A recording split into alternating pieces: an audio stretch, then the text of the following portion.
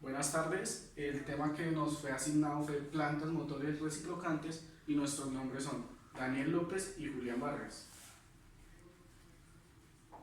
Bueno, en el trabajo, la exposición que nosotros hicimos, nos planteamos una serie de objetivos que eran los mínimos requeridos para presentarlo. Entonces el primero pues, es analizar el funcionamiento de los motores reciprocantes y mostrar digamos, los aspectos más importantes a la hora de elegir uno. El segundo fue distinguir mediante un diagrama de equipos el funcionamiento de una planta con motor reciprocante. El tercero fue conocer los aspectos mínimos para poder diferenciar este tipo de tecnología frente a otras plantas y el aprovechamiento de energía de cada uno. El otro objetivo específico fue mostrar los parámetros y los cálculos mínimos que debemos tener en cuenta a la hora de diseñar una planta con motor reciprocante. Y el último es dar a conocer las plantas a nivel mundial que implementan ese tipo de tecnología. ¿Cómo funcionan los motores reciprocantes? Son llamados motores reciprocantes porque su funcionamiento se basa en el movimiento reciprocante del émbolo, al hacer una admisión, una compresión, una explosión y un escape. Al rotar el émbolo, entonces hace las siguientes cuestiones. Digamos, pues, que lo explicó mi compañero, fue en el caso del motor de 4 tiempos. Podemos clasificar los motores reciprocantes en motores de 2 tiempos y 4 tiempos. ¿Qué radica la diferencia? En que el motor de 2 tiempos, en vez de hacer estos 4 pasos, al dar la vuelta en cigüeñal completa, puede resumirlos en 2 pasos. Y pues el de 4 tiempos es, como explicó mi compañero antes, el primer tiempo va a causar de la admisión, el segundo tiempo de la compresión, el tercer tiempo de la expansión y el último va a ser el del escape. En los motores de 2 tiempos, en el primer tiempo del pistón ascendente comprime la mezcla de aire, combustible y algo de aceite. Con el cilindro simultáneamente crea como un vacío en el cárter. Y al final de la carrera del pistón hace la explosión, la aspiración. En el segundo tiempo, el de la explosión y barrido, una chispa provocando que la bujía se incendie y de la mezcla comprimida, creando una explosión que empuja el pistón a gran fuerza, que sale la fuerza hacia abajo desde el cárter. Bueno, los motores de 4 tiempos. Su funcionamiento pues está dado por 4 fases. El primer tiempo, fase se llama la admisión, en el cual el descenso del pistón aspira la mezcla de aire y combustible en los motores de encendido provocado, más conocido con sus siglas como MDP. La segunda fase, el segundo tiempo, que es la compresión, al llegar al final de la carrera inferior, la válvula de admisión se cierra, comprimiendo el gas que está contenido en la cámara, y el cigüeñal puede dar el giro de 180 grados a 360 grados con el eje de elevas. En el tercer tiempo es la explosión o la expansión de la mezcla. Al llegar al final de la carrera superior, el gas ha alcanzado la presión máxima en los motores de encendido provocando el ciclo de Otto. En el tercer tiempo o explosión o expansión, al llegar al final de la carrera superior, el gas ha alcanzado la presión máxima. Es decir, que cuando llega a este ciclo, provoca la inflamación de la mezcla, mientras que en los motores diésel, se inyecta combustible y es como lo pulveriza. En el cuarto tiempo o escape, en esta fase el pistón empuja en su movimiento ascendente cuando asciende los gases de la combustión que salen a través de la válvula de escape, que permanece siempre abierta. Listo. Ahora los tipos de motores reciprocantes que existen, pues ya vimos cómo los podemos clasificar de acuerdo a los tiempos que nos pueden ofrecer cada uno. Ahora podemos clasificarlos como los del ciclo Otto y del ciclo Diesel. Podemos acá ver la gráfica donde hay una variación de la compresión adiabática principalmente, y la expansión también pues se ve diferente. En el diagrama de equipos de una planta térmica o motor y motores reciprocantes. Entonces, lo primero que tenemos que tener en cuenta es una cometida, que es una fuente santa de alimentación. Luego pasamos a un interruptor de la cometida que va a estar abierto. De esto llega a una planta de carga de sitio. De esto pasa a un interruptor generado hasta llegar a una carga, un arranque de carga. un arranque de carga, sí. Y ya por último esto nos da este arranque de carga nos da un ajuste de la velocidad de voltaje para llevar a un tablero. Bueno, los aspectos de las plantas térmicas de motores reciprocantes.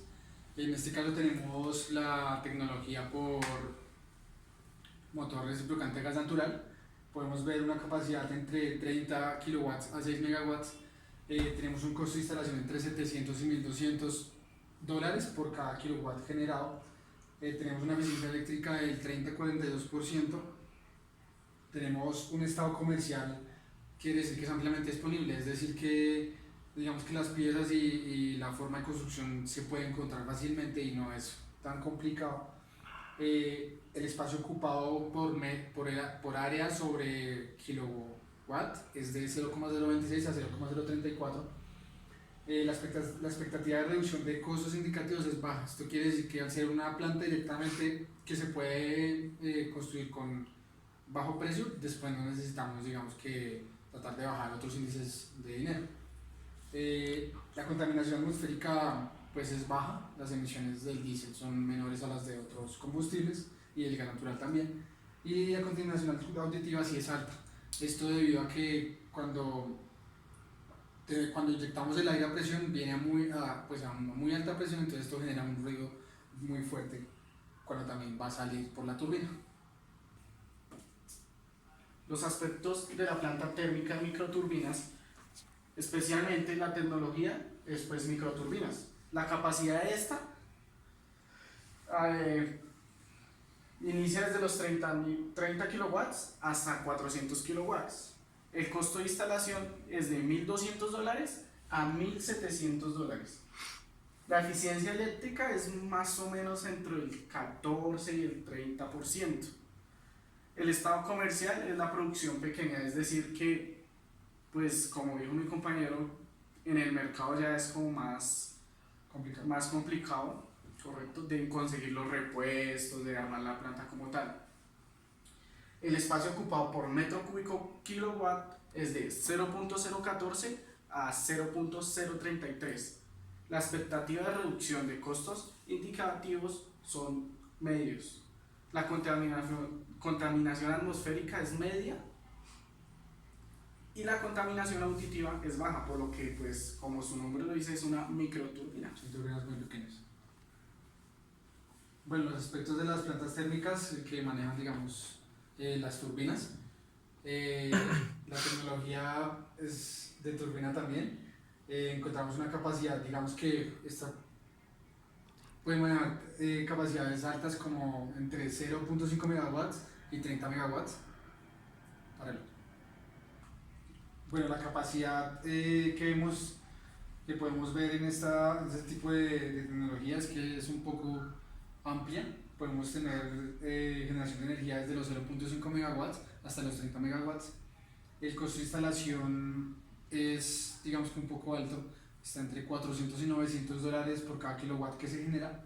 Tenemos una eficiencia eléctrica un poco menor con respecto a los motores reciprocantes, un 21 entre un 40%, cuando en los motores reciprocantes tenemos 40 hasta 42%. El estado comercial es ampliamente disponible, se puede conseguir fácilmente en el mercado. El espacio ocupado de metro cuadrado por cada kilowatt oscila entre los 0,02 y los 0,057 watts. Este tipo de tecnología tiende a ser un poco más grande que la del motor reciprocante. La expectativa de costos indicativos también es media, no se espera una alta reducción en el futuro de los costos.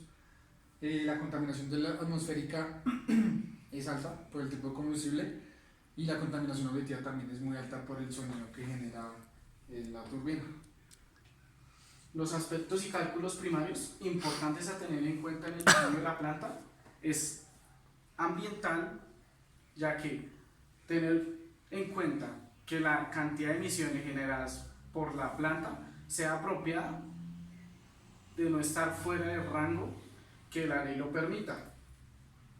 El tamaño también es un aspecto importante, ya que tener en cuenta el tamaño y la capacidad a lo que se necesita que opere la planta o el rango entre los cuales pueda operar es de 5 kilowatts a 10 megawatts.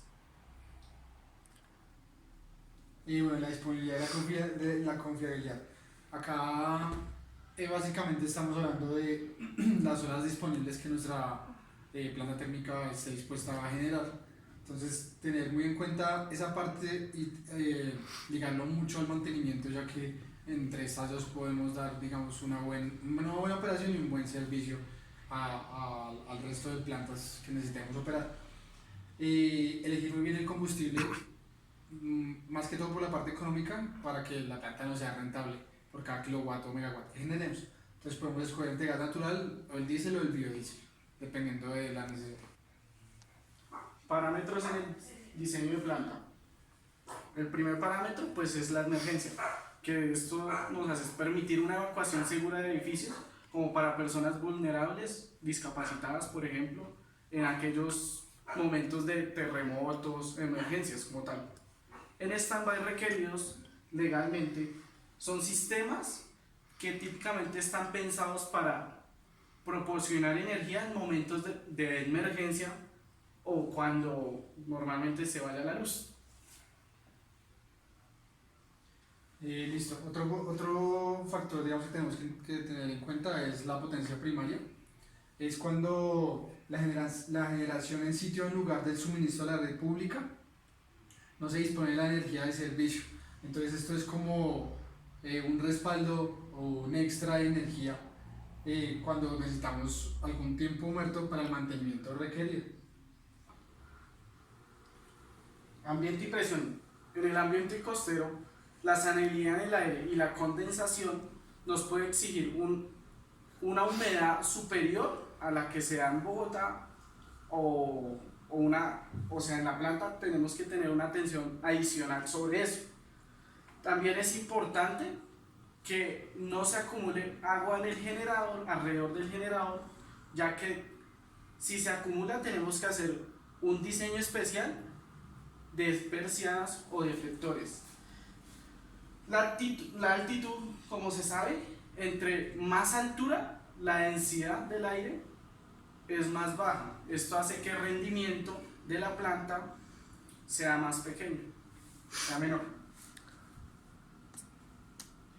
Y bueno, el mantenimiento mínimo, digamos que requerido que necesita la planta, se puede dar mediante los días, las semanas, mensualmente y cada 6 meses a 250 horas. Bueno, en la inspección diaria, digamos que tenemos que medir el nivel del refrigerante en el radiador, el nivel de aceite en el cárter, el nivel de combustible en los tanques y la remoción del sulfato que se acumula en las terminales. Hacer una buena limpieza también del filtro es importante y verificar que no haya fugas de agua o de combustible. En el mantenimiento semanal se debe operar el grupo electrógeno de carga, comprobando que todos los elementos operen satisfactoriamente durante 15 días y limpiar el polvo que se haya acumulado sobre del mismo radiador para evitar el sobrecalentamiento. Cuando ya hablamos de un mantenimiento mensual, hablamos de comprobar la tensión que esté correcta y en buen estado de las bandas de transmisión, hacer de nuevo un cambio de filtro de combustible de acuerdo al tipo de operación que esté recomendado el motor, también un cambio de filtro de aire y también hacer por lo menos superar una hora la planta o el motor para verificar que esté en correcto funcionamiento. Ya cada 6 meses a 250 horas de funcionamiento debemos hacer, digamos que una recopilación de todos los mantenimientos anteriormente mencionados, hacer aprietes de tornillería estructural, verificar los apretes de las conexiones eléctricas también, que todo esté bien y que no vayan, digamos, rotos en las conexiones para que no hayan cortos, efectuar trabajos de mantenimiento especificados en el motor, ya que el fabricante lo exija, y observar que la práctica, que la planta esté siempre operando con la carga adecuada, que no esté con picos de carga tampoco. Las plantas motores reciprocantes a nivel internacional, pues tenemos varias plantas en el mundo, especialmente el mayor número de plantas reciprocantes, las que hay, es en Europa, que tienen una capacidad de 12.021 megawatts, que es alrededor de 1.788 plantas. La de menor capacidad es Latinoamérica, que es la capacidad de... Entonces, el número menor de plantas lo tiene el continente de América, que la capacidad en megawatts es de 10.228 megawatts, y África y los otros países tienen un número de plantas, 846 plantas, y en la capacidad total de estas plantas son de 10.796 megawatts.